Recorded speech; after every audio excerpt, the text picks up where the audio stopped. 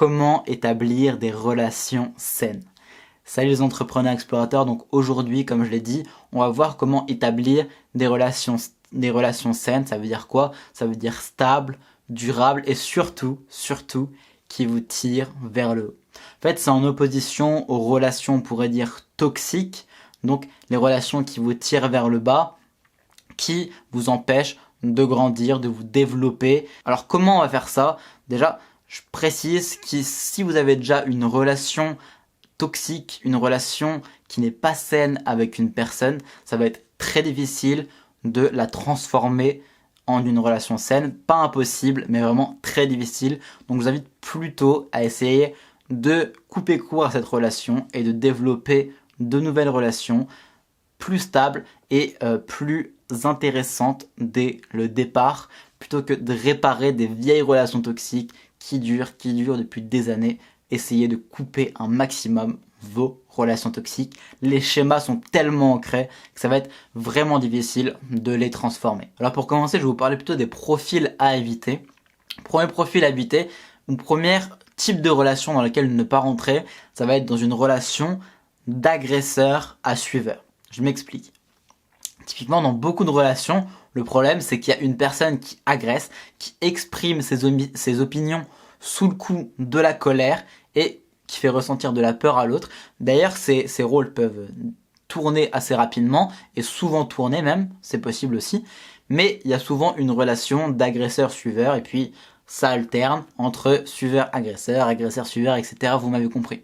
Donc c'est vraiment très important de ne pas tomber dans ce type de relation-là qui évidemment mène souvent à la catastrophe parce que il y a une seule des deux personnes qui s'affirme et en plus elle s'affirme pas forcément de la bonne manière. C'est souvent dû d'ailleurs à un manque de confiance en soi des deux parties.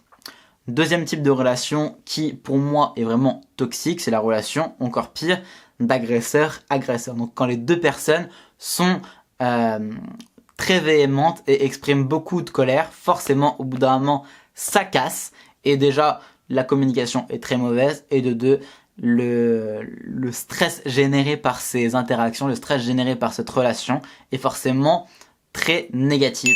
Donc évitez à tout prix ce type de relation et pour ça, faut simplement développer votre confiance en vous, développer, on va le voir dans un second temps, l'affirmation de soi, l'affirmation de vous-même dans les relations et éviter à tout prix justement ces travers-là dans les personnes, dans les relations que vous choisissez, dans les personnes avec qui vous voulez développer des relations, avec lesquelles vous voulez développer des relations plutôt. Maintenant que c'est un peu plus clair par rapport aux relations à éviter, on va dire la relation, une relation type, une relation saine, ça va être une relation avec deux personnes qui ont pleinement confiance en elles. Donc ça c'est à vous de travailler sur votre confiance en vous.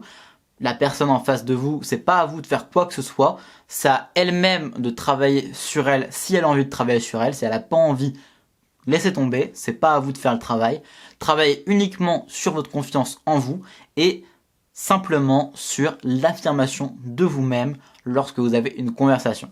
Affirmation de soi, c'est quoi? C'est pas écraser les autres, c'est simplement développer votre intelligence émotionnelle en maîtrisant vos émotions pour ne pas rentrer dans de la colère si vous n'êtes pas d'accord ou frustré d'une certaine situation entre vous et la personne en face et gérer ces émotions de manière intelligente pour avoir des relations saines et établir des relations saines avec les personnes en face de vous.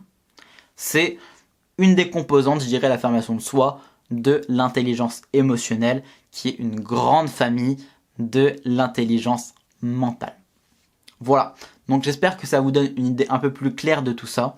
Et si vous voulez aller plus loin par rapport au développement de votre intelligence mentale, je vous laisse un lien juste en dessous pour développer un des points, une des composantes de celle-ci, qui est de déterminer un pourquoi.